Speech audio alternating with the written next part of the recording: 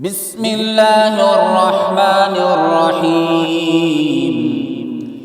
شهر رمضان الذي أنزل فيه القرآن هدى للناس وبينات من الهدى والفرقان،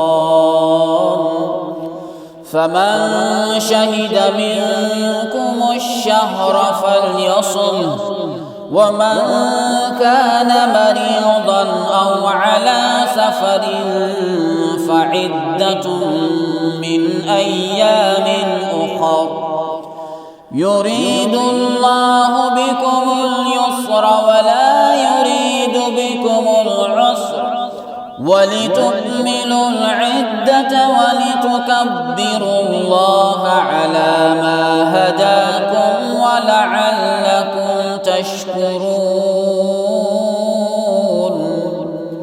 وإذا سألك عبادي عني فإني قريب أجيب دعوة الداع إذا دعان، أجيب دعوة الداع إذا دعان، فليستجيبوا لي